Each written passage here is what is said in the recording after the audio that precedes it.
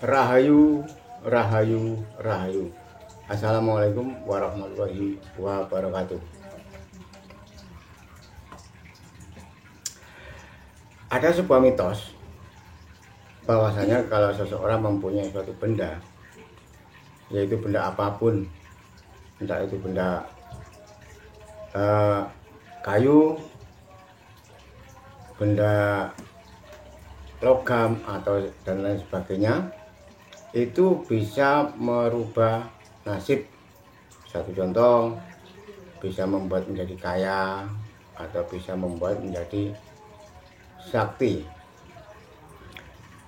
Dan kali ini saya akan bercerita dari sebuah sumber yang bisa saya percaya, karena sumber ini juga teman saya sendiri, ya, kakang saya sendiri. Dalam sebuah mitos, orang kalau memiliki suatu benda, misalnya bambu, akan menjadi kaya raya dan usahanya, apapun usahanya itu menjadi lancar. Tentang kebenarannya saya sendiri belum pernah membuktikan pada diri saya, tetapi pada kenyataannya saya menyaksikan sendiri bahwa orang yang memiliki suatu benda tersebut memang, kalau saya bilang, ya ada aja lah pendapatan, pemasukan itu. Kalau saya katakan rezeki dari 4 penjuru, rezeki dari 4 kiblat, rezeki dari 4 unsur, ya, yaitu dari unsur api, angin, air, dan tanah. Dan pada kali ini saya akan memperkenalkan sebuah benda, yaitu bambu pati lele. Ini mempunyai suatu riwayat.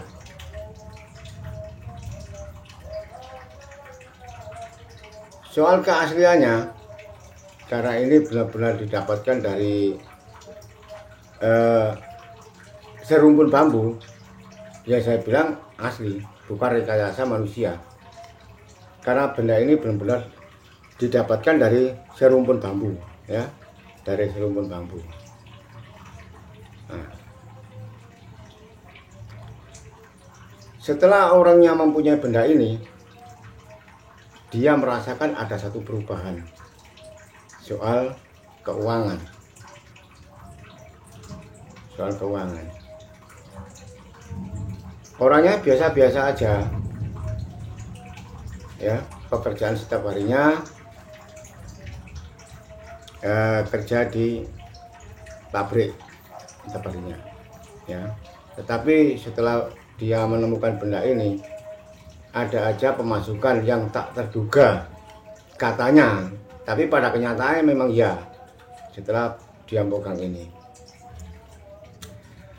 Dan benda ini pernah ditawar oleh seorang kolektor 200 juta, tetapi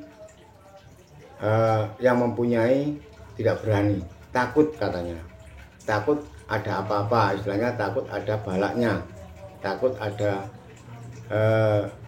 bilang karma lah. Soalnya dari rumpun bambu di sekitaran rumahnya, ya, rumpun bambu di sekitar rumahnya itu ada serumpun bambu, dan orang ahli spiritual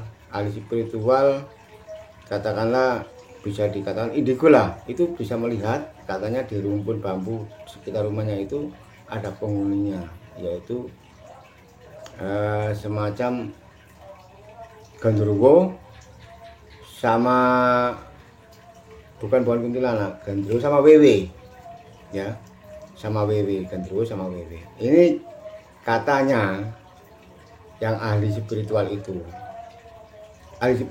juga saya juga kenal orangnya, tetapi saya sendiri tidak pernah menyaksikan karena saya tidak bisa melihat apa-apa. Maksudnya hal-hal gaib saya tidak pernah melihat dan tidak bisa melihat, begitu. Dan keunikan benda ini, sebelum beliaunya itu sebelum teman saya itu malam harinya itu dapat mimpi. Katanya dia didatangi orang tua, ya, orang tua berjanggut panjang, kemudian disuruh duduk di depan rumpun bambu itu. Nah, cuma itu perintahnya. Kemudian dia mendatangi rumpun bambu itu dan duduk, ya, duduk di bawah rumpun bambu itu. Tiba-tiba benda ini seperti kena angin, kalau saya bilang ya, seperti kena angin itu muncul dari rumpunan bambu yang banyak itu. Ini muncul memperlihatkan diri lah, bahasanya memperlihatkan diri, ya, memperlihatkan diri, muncul. Kemudian si teman saya itu seperti ada yang menyuruh-suruh mengambil. Katanya kalau dalam bahasa Jawa, wis ketok niku nang gawan mulai, ya, artinya sudah potong itu bambu kemudian bawa pulang. Ya, teman saya kan orangnya lugu, nggak ngerti soal ini itu, apalagi hal tentang goib, tentang magic, dia nggak tahu tentang itu. Tahunya ya bekerja gitu aja, dan dia tidak pernah belajar tentang hal-hal soal magic. Kemudian dia bertanya pada saya, gitu loh. Dia bertanya pada saya karena benda ini sudah ada yang menawar, yaitu 200 juta dari kolektor, ya. Nah, dari kolektor, dia takut. Tanya kepada saya, sebetulnya ada apa dengan benda ini, gitu loh. Ada apa dengan benda ini kok sehingga orang itu berani menawar mahal, gitu. Dan saya menjelaskan sesuai dengan apa saya tahu. Dan saya bilang nggak ada apa-apa. Kalau memang ada yang mengatakan bahwa benda ini bisa mendatangkan rezeki, atau mitos bahwa benda ini, bambu ini bisa mendatangkan rezeki atau peserta dan lain-lain, kalau saya pribadi saya tidak tahu. Karena apa? Saya belum pernah mempunyai, ya, benda seperti ini, ya, bambu seperti ini.